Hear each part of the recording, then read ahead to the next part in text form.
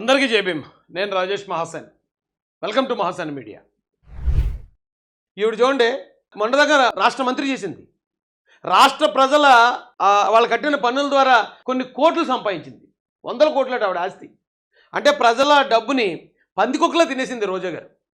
పందికొక్కలా తినేసి బాగా దిట్టంగా సంపాదించి మొన్న ఎట్లీ టూర్లు అయ్యి ఇవి చేసుకొచ్చింది. ఇప్పుడు ఇంటి దగ్గర కూర్చొని చక్కగా వెళ్ళి టిఫిన్ చేసేసి స్నానం చేసేసి తలదు వేసుకుని మేకప్ వేసుకుని మంచిగా బొట్టు పెట్టుకుని చక్కగా మళ్ళీ ఏసీ ఆన్ చేసుకుని ఏదైతే హాల్ మంచి హాల్ ఏది ఉందో చూడండి రా, మంచి కుషన్ ఉన్న చైర్ వేయండి, నాకు ఫ్రీగా హ్యాపీగా కూర్చోవాలి నేనని ఫ్రీగా హ్యాపీగా కూర్చుని ఎదురుకుంటే కెమెరా పెట్టుకుని ఇప్పుడు బాధపడిపోతుందండి వరద బాధితుల కోసం. అబ్బా మామూలు బాధ కాదండి. ఆ బాధ అసలు వర్ణనాతీతం. Never before ever after. ఎంత బాధపడిపోతుందో మాజీ మంత్రి రోజా గారు మీరే చూడాలా. వాళ్ళ ప్రజల కష్టాలను చూసి గుండె తరుక్కుపోతుంది.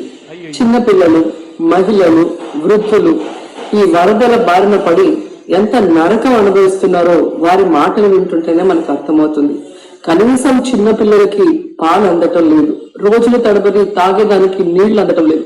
ఈరోజు ఎంతమంది వరదల్లో కొట్టుకుపోయారో అర్థం కాని పరిస్థితిలో మా పాలు అందట్లేదు నీళ్ళు అందట్లేదు అని చెప్పడం కాదు, కానీ ఇప్పుడు వాళ్ళ సొమ్మును పందికొక్కుల్లో తినేసి ఉన్నాం కదా మనం. మనం పంపించవచ్చు కదా ఒక బృందాన్ని పాలు ప్యాకెట్లు ఇచ్చి, లేదా ఒక బృందాన్ని మీరు పంపించవచ్చు. ఎవరైతే మీతో పాలు లేవు తిండా అందట్లేదని చెప్పారో వాళ్ళకి మీరు అందించవచ్చు కదా.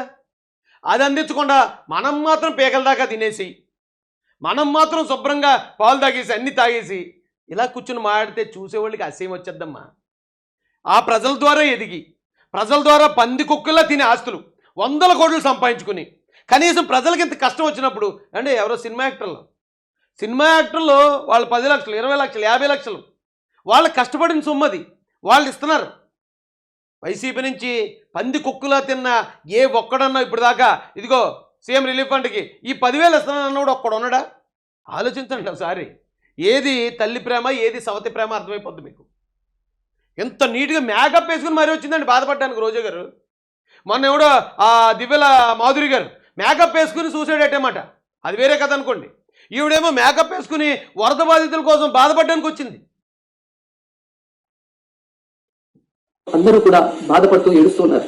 నిజంగా ప్రజలు ఇన్ని కష్టాలు పడటానికి, ఇంతమంది ప్రాణాలు పోవడానికి ఈ రాష్ట్ర ప్రభుత్వం కారణం కాదని నేను అడుగుతున్నాను. ముఖ్యంగా ఏమండి ఇప్పుడు కూడా స్క్రిప్ట్ ఇచ్చారండి మనిషికి.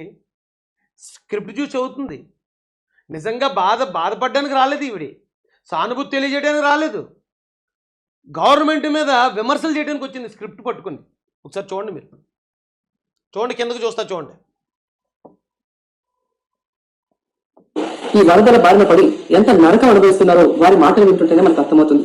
కనీసం చిన్నపిల్లలకి పాలు అందటం లేదు, రోజుల తరబడి తాగేదానికి నీళ్లు అందటం లేదు. ఈ రోజు ఎంతమంది వరదల్లో కొట్టుకుపోయారో అర్థం కాని పరిస్థితిలో అందరూ కూడా బాధపడుతూ ఏడుస్తున్నారు. నిజంగా ప్రజలు ఇన్ని కష్టాలు పడటానికి, ఇంతమంది ప్రాణాలు పోవడానికి ఈ రాష్ట్రం. అర్థమైందండి మీకు? స్క్రిప్ట్ పంపించారు ఇప్పుడు కూడా ఐపాక్ టీం వాళ్ళు. స్క్రిప్ట్ ఇచ్చి అమ్మా ఇక ఇలాగ బాగా యాక్ట్ చేయి, నువ్వు ఎలాగ నటివే కాబట్టి నువ్వు కన్నీళ్ళు కూడా కార్చినట్టు, ఇక కాలితే గ్లిజరిన్ కూడా పంపిస్తున్నావు, కొంచెం ఏడ్చినట్టు, అక్కడ ప్రజల కోసం బాధపడుతున్నట్టు అదే సీన్లో అదే సెంటిమెంట్ పండిస్తూ చంద్రబాబు నాయుడు గారు మేము నీ మాట ఎవడం వినేది, నీ మాట నమ్మేది ఎవరు రోజా? అసలు ఈ ఆంధ్రప్రదేశ్లో కుక్కన్నా నీ మాట వింటదా? రోడ్డు మీద దొరిలే పంది నీ మాట వింటదా? నీ మాట నమ్ముతుందా? ఎందుకమ్మా ఇంకెందుకు కష్టపడుతున్నారు మీరు పెర్ఫార్మెన్స్? రాష్ట్ర ప్రభుత్వం కారణం కాదని నేను అడుగుతున్నాను. ముఖ్యంగా మంత్రుల విహారయాత్రలు, హాలిడేస్ ఎంజాయ్ చేయడంలో ఉన్న చెప్పేసి మొన్న నాకు పంపించారండి కొన్ని ఫోటోలు. నా ఫ్రెండ్స్ పంపించి ఏటన్నా ఎంత దారుణం తయారైంది రోజా, కొంచెం గడ్డెట్టన్నా అని చెప్పి పంపిస్తే నేను అన్నాను పోన్లే ఇంటర్ పర్సనల్ కదా, పైగా ఆమె ఇప్పుడు ఓడిపోయి ఉంది, పోన్లే ఏదో వాళ్ళ కూతురుతో పాటు ఆ పిల్లలతో పాటు అక్కడికి వెళ్ళినట్టుంది, సర్లే వదిలేండి అన్నాను. విహారయాత్రలు ఓడిపోయి ఉంటే పార్టీ అంతా ఓడిపోయి మూలన కూర్చొని బేరమని ఏడుస్తూ ఉంటే ఈవిడ మాత్రం ఇటలీ వెళ్ళింది. ఇటలీలో ఆవిడ ఎలాంటి గౌన్ వేసుకుని తిరిగిందో మనం అందరం చూసాం. ఆవిడ విహారయాత్రలు ఎలా చేసిందో చూసాం. ఇప్పుడు ఆ విషయం నేను ఎందుకు మాట్లాడలేదంటే ఆవిడ పర్సనల్ కదా, పర్సనల్ మనకి ఎందుకు లేని, కానీ ఈవిడ పర్సనల్ మాట్లాడకుండా ఉంటుందా? ఎవరో విహారయాత్రలకు వెళ్ళారట. ఏమంటే విహారయాత్రలకు వెళ్ళిన వాళ్ళకి ఇక్కడ ఇంత పెద్ద వర్షం వస్తుంది, ఇన్ని వరదలు వచ్చేస్తాయి, ఇలా విజయవాడ మునిపోద్దని ఎవరైనా ముందుగా ఊహించగలుగుతామా? రాష్ట్ర ప్రజల మీద లేదు అని నేను గట్టిగా చెప్పగలను. ఇదేదో నేను విమర్శించడానికి చెప్పటం లేదు. 28వ తేదీనే 30వ తేదీలో వర్షాలు రాబోతున్నాయని చెప్పి వాతావరణం సమాచారం ఇవ్వడం జరిగింది ప్రభుత్వానికి. అయినా కూడా ముఖ్యమంత్రి గాని మంత్రులు గాని ఎటువంటి సమీక్షలు చేయకుండా ప్రజల్ని అప్రమత్తం చేయకుండా నిర్లక్ష్యం వహించడం వల్లే ఈ రోజు ఇన్ని లక్షల మంది వరద నీళ్ళలో మునిగిపోయారు.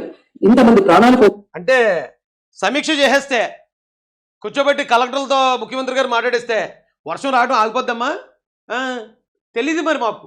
ఒకవేళ సమీక్ష చేస్తే వర్షం రాకుండా ఉంటుంది అని ఆగిపోయే టెక్నాలజీ ఏమైనా ఉంటే మరి చెప్పలేకపోయారు. మరి సమీక్షలు చేశారు లేదో ప్రతిరోజు పేపర్లో చూస్తున్నారు ప్రజలు. సమీక్ష చేసుంటే వర్షం ఆగిపోను, వరద రాకపోను అంటుంది. అమ్మ, ప్రజల్ని ఎంత ఎర్రోళ్ళు చేస్తున్నారమ్మా బాబు మీరు. పోగొట్టుకున్నారు. ఎంతమంది తిండి లేక, కరెంటు లేక, తాగునీళ్ళు లేక, పసిబిడ్డలకి పాలు లేక ఎంత అవస్థలు పడుతున్నారో మనం అందరం కూడా గమనిస్తున్నాం. నిజం, చంద్రబాబు నాయుడు గారి ఇంటికి 3 కిలోమీటర్ల దూరంలోనే ఇంత పెద్ద విపత్తు.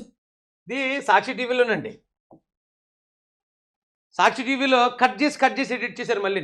అంటే సెంటిమెంట్ సీన్ కరెక్ట్గా పండించలేకపోతుంది.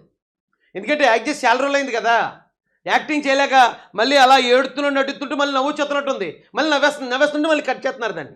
అమ్మా నవ్వకూడదమ్మా, ఇదేంటి నువ్వు ఇక్కడ మాట్లాడేది అక్కడ వరద బాధితుల కోసం మాట్లాడుతున్నావు, కొంచెం బాధ నటించు, కొంచెం ఏడుతున్నట్టు ఉండు అని మళ్ళీ అక్కడ డైరెక్టర్ చెప్పడం షార్ట్, ఓకే కట్ అని అంటే మళ్ళీ యాక్షన్లోకి వస్తుంది. జరిగిన ప్రజల్ని కాపాడలేకపోయారంటే ఇది రాష్ట్ర ప్రభుత్వం, రాష్ట్ర ముఖ్యమంత్రి వైఫల్యం కాదని అడుగుతున్నా. ఈరోజు కరకట్టు మీద దేవుడి దయ వల్ల ప్రాణ నష్టం ఇంకా ఏమీ మన దృష్టికి రాలేదు. అంటే ఇంత పెద్ద వరద వచ్చిన తిలా మునిగిపోయినా కూడా ప్రాణ నష్టం ఇంకా ఏమీ కూడా బయటికి రాకపోవడానికి కారణం చంద్రబాబు నాయుడు గారు చేసిన సేవా కార్యక్రమం కాదంటారు. అక్కడ ఆయన తీసుకున్న కట్టుదిట్టమైన చర్యలు కాదా? ఒక అన్నమయ్య గేటు కొట్టుకుపోతేనే 39 మంది చచ్చిపోయారు. కేవలం జగన్ రెడ్డి ఆ డోర్కి గ్రీజు పెట్టకపోవటం వల్ల. వచ్చి ఏం మాడుతున్నారండి వీళ్ళు? ఏం చేయాలండి ఇలాంటి వాళ్ళని? అత్తులు పెట్టడాన్ని కాపాడటం కోసమే విజయవాడని ప్రజల్ని ముంచేశారనడంలో నిజం లేదని అడుగుతున్నా. గంట ముందు ప్రజలకు చెప్పినా వాళ్ళు ముంపు బారిన పడేవాళ్ళు కాదు. మీ దరిద్రమైన మాటలు ఇంకెవరన్నా నమ్మేవాళ్ళు ఉన్నారా? రోజా, మీరు ఏ రోజైతే కోడికత్తి డ్రామా, ఏ రోజైతే వివేకానంద రెడ్డి గారు మాట్లాడరు, ఇవన్నీ కూడా మీరు ఎప్పుడైతే మీరు మాట్లాడి మీ అసలు రంగు ఏటో జనాలకు తెలిసిపోయిన తర్వాత మీ దరిద్రమైన కంపునూరులతో చెప్పే ఏ మాట అన్న ప్రజలు నమ్ముతున్నారా? ఇది ఎక్కడో ఉండవల్లో ఉన్న చంద్రబాబు నాయుడు గారి ఇంటి కోసం విజయవాడ మునిగిపోయిందా? అమ్మ, వాళ్ళని అప్రమత్తం చేసి ఒక సేఫ్ అయిన ప్లేస్ కి పంపించున్నా ఈ రోజు 2 లక్షల మంది, దాదాపుగా 3 లక్షల మందికి పైగా 4 రోజులు 3 లక్షల మందిని సేఫ్ అయిన ప్లేస్కి తరలించే అవకాశం ఉంటుందండి ఎక్కడన్నా? ఒక 2000 మందిని, ఒక 5000 మందిని, ఓ 10,000 మందిని, 10,000 మందిని తరలించడం కూడా చాలా కష్టతరం. కానీ వర్షాలు వస్తాయని ఎప్పుడు చెప్తూ ఉంటారు. వర్షాలు ఎప్పుడు పడతాయి? వర్షాకాలం ఇది. రోజా, ఇది వర్షాకాలం. ఇది వర్షాకాలం, వర్షం రావడం పెద్ద అంత ఘనకార్యం కాదు అది. ఓకే, వర్షాలు వస్తాయని చెప్పారు, ఓకే వర్షాలు వస్తాయట. ఒకవేళ వర్షాలు వస్తే అది జగన్ రెడ్డి అంటున్నాడు అల్పపీడనం బంగాళాఖాతంలో పట్టిందని తెలిసినప్పుడు జాగ్రత్తగా.